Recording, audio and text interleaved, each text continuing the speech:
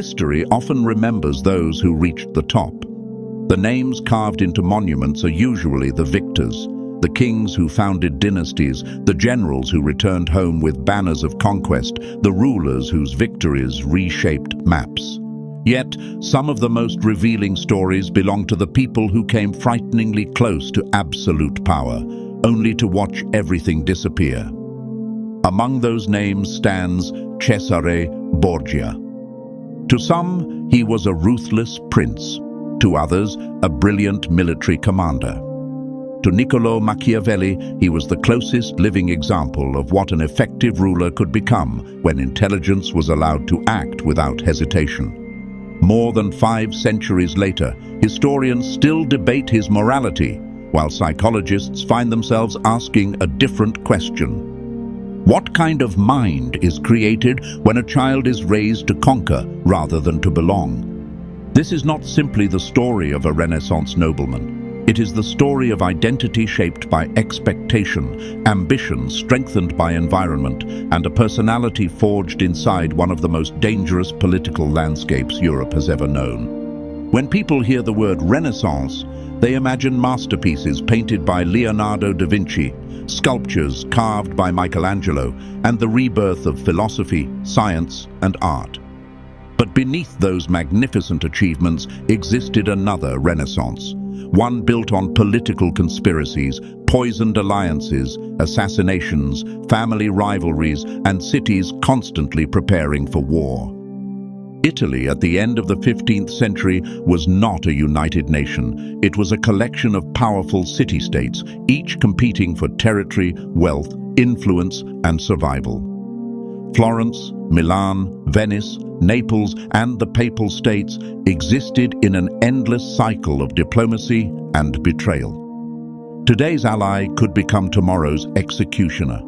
In such a world, morality rarely determined success. Power did.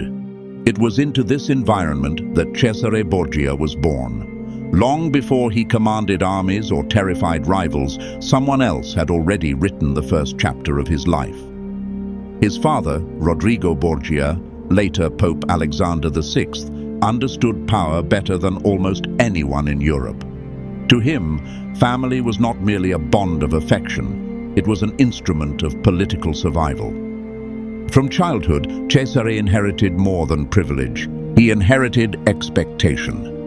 Most children slowly discover who they are through curiosity, mistakes, and experience. Cesare never had that luxury.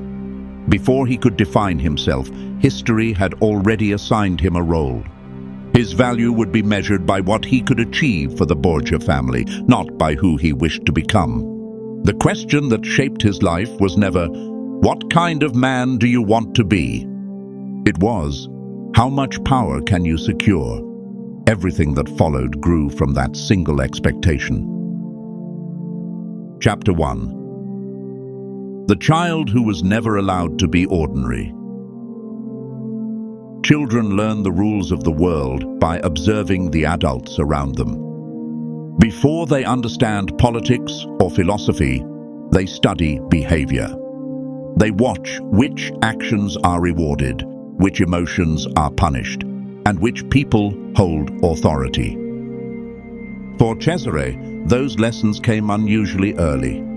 Rodrigo Borgia had spent decades climbing through the hierarchy of the Catholic Church. Although the church represented spiritual leadership, its highest offices also carried immense political influence. Cardinals negotiated with monarchs, controlled wealth, directed armies, and shaped the future of entire kingdoms. Religion and politics were inseparable. When Rodrigo became Pope Alexander VI in 1492, the Borgia family reached the pinnacle of influence. Yet the papacy he inherited was surrounded by corruption, rivalry, and intense competition. Every important decision created new enemies. Cesare grew up witnessing that reality. He watched powerful men disguise ambition behind virtue. He saw diplomacy conducted behind closed doors, while public speeches celebrated peace. He learned that appearances often mattered more than intentions. Modern psychology describes childhood as the period when people construct their internal model of reality. The brain constantly asks, how does this world work? What keeps me safe? Who succeeds? Cesare's answers were unlike those of ordinary children. He learned that trust was temporary, that alliances existed only while they remained useful. That weakness invited exploitation. That hesitation created opportunity for rivals. These were not abstract ideas. They were daily observations. Originally, his father intended him for a religious career. Entering the church was a common path for younger sons of noble families, offering prestige without dividing family inheritance. Cesare became a bishop while still remarkably young, despite showing little personal interest in religious life. Outwardly, he wore ecclesiastical robes. Inwardly, he possessed the temperament of a commander. He admired action more than ceremony, decision more than ritual, movement more than contemplation. Many historians interpret his eventual departure from the church simply as political necessity. Yet psychologically, it represented something deeper. Identity eventually resists roles imposed from the outside. People can perform expectations for years, but when their authentic drives remain suppressed, internal conflict grows stronger. Cesare had been prepared to govern souls. Instead, he wanted to command armies. That distinction changed history. When circumstances finally allowed him to resign his cardinalship, he embraced military life with remarkable speed. It was not merely a career change. It was the first time his external position matched his internal identity. From that moment forward, Cesare Borgia stopped becoming the man others expected him to imitate. He began becoming the man he believed he was born to be. Chapter 2. When power became his first language. History often describes Cesare Borgia's rise as a series of military victories. Psychology tells a different story. Before he conquered cities, he had already conquered a way of thinking. In Renaissance Italy, survival depended less on virtue than on adaptation. Kingdoms shifted alliances overnight. Mercenary armies fought for whoever paid the highest price. Noble families smiled across banquet tables while secretly financing each other's destruction. Stability was an illusion, and uncertainty was permanent. A mind raised in such an environment develops differently. Modern psychology refers to this as environmental conditioning. Human beings unconsciously adapt their emotional responses to the demands of their surroundings. A peaceful environment rewards empathy, cooperation, and patience. A dangerous one rewards vigilance, calculation, and rapid decision-making. Cesare's world rewarded neither innocence nor hesitation. By the late 15th century, Italy had become the center of European politics. France, Spain, the Holy Roman Empire, and the papacy all competed for influence across the peninsula. Every alliance carried hidden conditions. Every treaty concealed another negotiation. Power belonged to those who anticipated betrayal before betrayal arrived. Cesare understood this remarkably early. Unlike rulers who relied on inherited authority, he believed control had to be actively maintained. Every territory required careful administration. Every noble family required observation. Every military commander required either loyalty or replacement. This mindset reflected what psychologists now call high-threat perception. People repeatedly exposed to unstable environments become exceptionally skilled at detecting danger. Their brains allocate more attention toward potential risks than potential rewards. Over time, suspicion stops being a strategy and becomes a personality trait. For Cesare, caution evolved into instinct. He rarely accepted appearances at face value. Promises were evaluated through consequences rather than words. Loyalty was measured through actions rather than declarations. It was not paranoia, not yet. It was adaptation. Then came the opportunity that transformed his life forever. In 1498, Cesare abandoned his position within the church. It was an unprecedented decision. Cardinals did not simply resign to pursue military ambition. Yet Pope Alexander VI understood that the family's future depended less on religious influence than on territorial power. His son would become the sword of the Borgia dynasty. Supported by French King Louis XII, Cesare assembled an army unlike anything he had previously commanded. With French backing and papal authority behind him, he marched into Romagna, a region fragmented by weak local rulers and constant instability. His campaigns moved with remarkable efficiency. One city after another surrendered, some through negotiation, others through overwhelming force. What distinguished Cesare from many commanders of his era was not simply military aggression. It was his understanding of psychological warfare. He knew that armies did not fight only with weapons, they fought with expectation.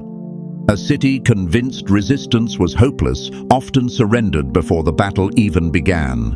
A rival, uncertain of his next move, wasted precious time preparing for every possibility. Fear multiplied the effectiveness of force. Long before modern military theorists discussed information warfare or psychological operations, Cesare intuitively understood that the mind was the first battlefield. He cultivated uncertainty. He moved faster than opponents expected. He punished rebellion decisively, but rewarded cooperation generously. The pattern was deliberate.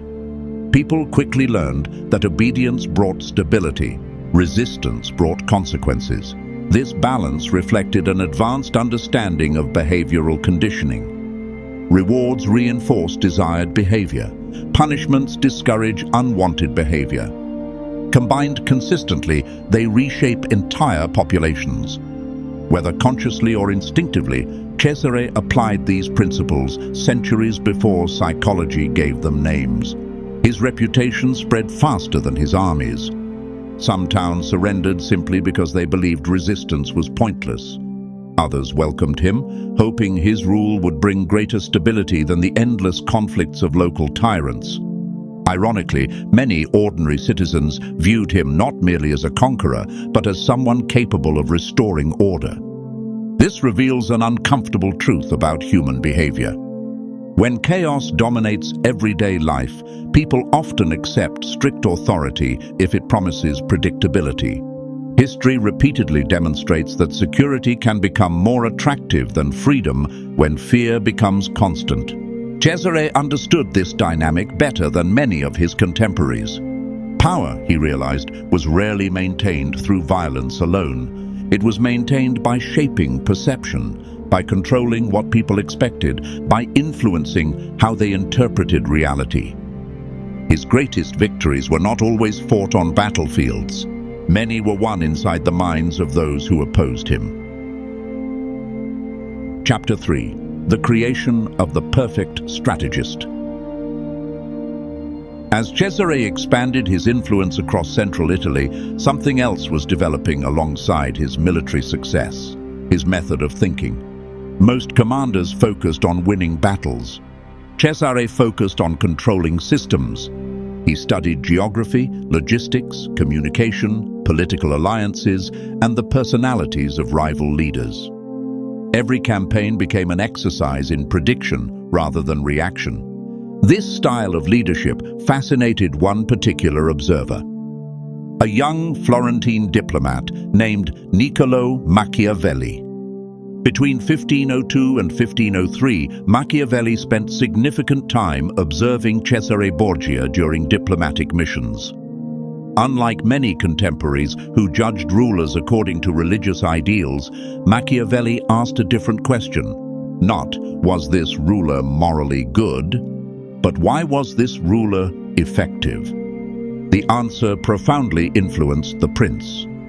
Machiavelli admired Cesare's willingness to make difficult decisions quickly. He noticed that Cesare understood timing better than most leaders. Mercy delayed too long encouraged rebellion. Severity applied without purpose created hatred. Effective leadership required knowing when each approach served a strategic objective. Psychologically, this reflected extraordinary executive functioning. Executive functions are the mental abilities responsible for planning, impulse control, prioritization, and long-term decision-making. While many leaders react emotionally to crises, Cesare consistently demonstrated an unusual capacity to delay emotional responses until strategic calculations were complete. Emotion rarely disappeared. It simply remained under discipline. One of the clearest examples occurred in Senigallia. Several powerful condottieri, mercenary commanders who had previously supported him, began plotting against his authority. Instead of confronting them openly, Cesare invited them to a meeting under the appearance of reconciliation. They arrived believing negotiations would restore trust. Instead, they were arrested. Some were executed shortly afterward. To modern audiences, the event appears shocking. Yet within Renaissance politics, it reflected calculated statecraft rather than impulsive cruelty. From Cesare's perspective, uncertainty posed greater danger than decisive action. Leaving ambitious rivals alive meant allowing future instability to grow. Removing them eliminated multiple threats simultaneously. Whether one agrees with his methods or not, the psychological pattern remains consistent. He consistently prioritized long-term strategic security over immediate emotional comfort.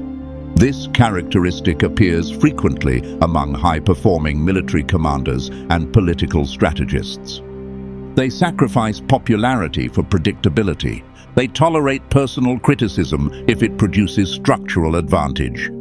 Yet every strength carries its shadow. The more successful Cesare became, the more his world narrowed. Trust became increasingly expensive. Friendship became increasingly conditional. Every conversation required evaluation. Every alliance demanded verification. Every smile invited suspicion. The strategic mind that built his success slowly transformed into a mind unable to relax. Because the greatest danger faced by conquerors is not external opposition. It is the gradual inability to distinguish genuine loyalty from calculated obedience. For Cesare Borgia, that moment was approaching, and with it came the psychological cost of becoming one of the most feared men in Renaissance Italy. Chapter 4. The Man Who Understood Fear. By the beginning of the 16th century, Cesare Borgia had become one of the most powerful men in Italy. His territories stretched across Romagna. His armies were disciplined. His reputation traveled faster than his messengers. For many rulers, this would have been the destination. For Cesare, it was only another stage of conquest. Power changes the relationship between a leader and the people around him. When someone rises high enough, fewer individuals are willing to speak honestly. Advice slowly becomes agreement. Criticism becomes silence. The higher the throne, the more isolated the mind sitting upon it. Cesare understood something few leaders admitted openly. Love is unpredictable. People love while circumstances are comfortable. They admire success. They celebrate victory. But admiration changes with fortune. Fear behaves differently. Fear survives disappointment. Fear survives disagreement. Fear survives uncertainty. It does not require affection. It requires expectation. When people know that actions carry consequences, behavior becomes more consistent. Cesare built much of his authority on that principle. One of the clearest examples came in Romagna. The region had long suffered under corruption, violence, and weak local rulers. To restore order, Cesare appointed Ramiro dell'Orqua, a harsh administrator known for his uncompromising methods. Ramiro did exactly what he had been chosen to do. Crime declined. Rebellions disappeared. Stability returned. But stability came with resentment. The people feared Ramiro far more than they respected him. Cesare watched carefully. Then, in one of the most calculated political acts of the Renaissance, he had Ramiro executed. His body was left publicly displayed in the town square. To modern eyes, the act appears horrifying. Yet, politically, it accomplished several objectives at once. The population blamed Ramiro for previous brutality rather than Cesare himself. The people interpreted the execution as justice. His soldiers understood that even powerful officials remained accountable to him. His enemies understood that no one stood beyond his reach. One decision reshaped 4 different audiences simultaneously. This was not violence driven by anger. It was communication through symbolism. Psychologically, Cesare understood that human beings rarely respond only to facts. They respond to stories. By controlling the story surrounding an event, he controlled how the event was remembered. This ability fascinated Machiavelli. While serving as a Florentine diplomat, Machiavelli observed Cesare closely and later reflected on him throughout The Prince. He admired neither cruelty nor bloodshed for their own sake. He admired clarity, decisiveness, preparation. The ability to act before hesitation created weakness. Centuries later, one phrase from The Prince would become inseparably linked with Cesare's example. It is much safer to be feared than loved if one cannot be both. Although those exact circumstances are often simplified in popular culture, the underlying psychological insight remains powerful. Fear creates compliance. Love creates loyalty. The strongest leaders understand the difference. Yet fear contains a hidden cost. People obey while they believe the powerful remain untouchable. The moment weakness appears, fear begins to dissolve. And Cesare was about to discover how fragile power truly is. Chapter 5. The Price of Living Above Everyone. The greatest transformation in Cesare Borgia's life was not visible on a battlefield. It happened quietly, inside his own mind. Every victory increased responsibility. Every conquest created another territory to defend. Every alliance demanded constant maintenance. Success did not reduce pressure, it multiplied it. Modern psychology recognizes a phenomenon known as hypervigilance, a state in which the brain remains permanently alert for danger. It often develops in environments where betrayal, uncertainty, or conflict become routine. Hypervigilance improves survival, but over time, it slowly steals peace. For Cesare, every conversation required interpretation. Who remained loyal? Who had been bribed? Who secretly waited for an opportunity to defect?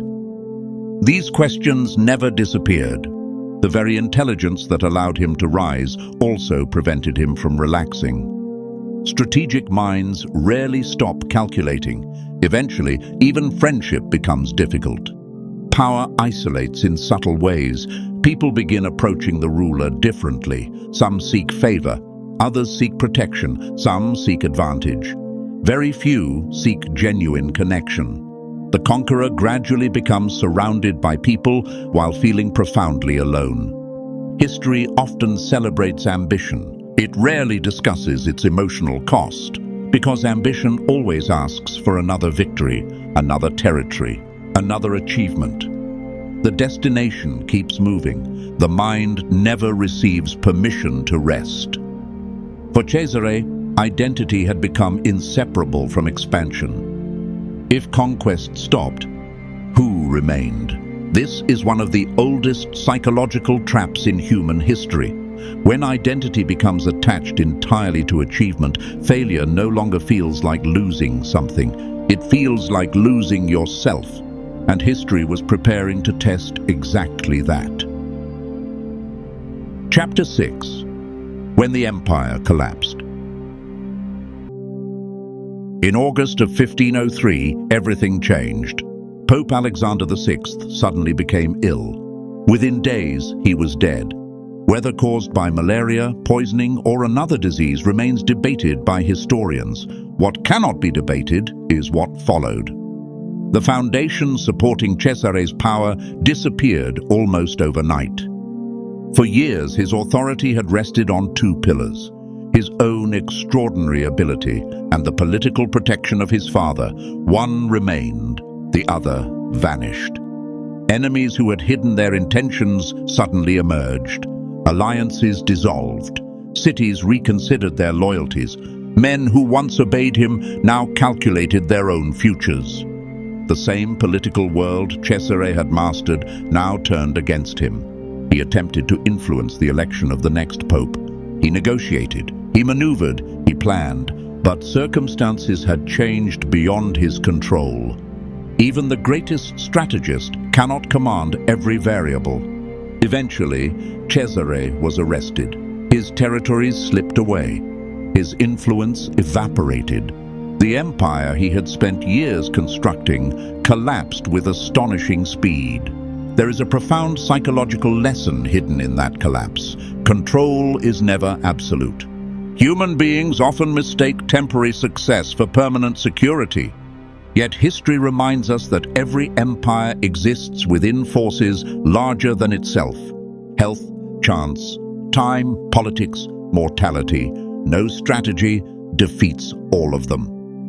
After escaping captivity, Cesare entered military service in Spain, far from Rome, far from the Vatican, far from the center of European politics. The man who once negotiated with kings now fought as a commander in another ruler's army. In 1507, during the siege of Viana in northern Spain, Cesare pursued retreating enemies beyond the protection of his own soldiers. Separated from his men, he was surrounded. He fought. He resisted. And there, at only 31 years old, Cesare Borgia died. Not in a palace, not upon a throne, not surrounded by the empire he dreamed of creating, but on a battlefield, exactly where he had always believed his destiny belonged. History continues to debate whether Cesare Borgia should be remembered as a visionary, a tyrant, or simply a product of his time. Perhaps he was all three. He was neither monster nor myth. He was a human being shaped by extraordinary circumstances. A son raised inside one of the most powerful families in Europe, a mind conditioned by instability, a strategist rewarded for calculation, a leader who discovered that every victory creates new enemies, a man who learned to command cities, yet never escaped the expectations placed upon him as a child. His greatest conquest was never Romagna. It was mastering the psychology of power. His greatest defeat was believing that power alone could protect him from change. Because every empire eventually falls, every ruler eventually disappears, every generation eventually becomes history. The question is not whether we will possess power. The question is what power will make of us before it leaves. Perhaps that is why Cesare Borgia continues to fascinate historians, philosophers, and psychologists alike. Not because he conquered Italy, but because his life revealed something timeless about the human mind. A person can learn to control armies, influence nations, shape history, but if identity depends entirely upon conquest, then the moment conquest ends, the self begins to disappear. That is the enduring psychology of Cesare Borgia, and perhaps the greatest lesson he never intended to teach. If you enjoyed this exploration into the minds that shaped history, subscribe to Mind Trap. Every episode examines not only what remarkable figures did, but how they thought, why they made the choices they did, and what their lives reveal about the psychology that still shapes us today.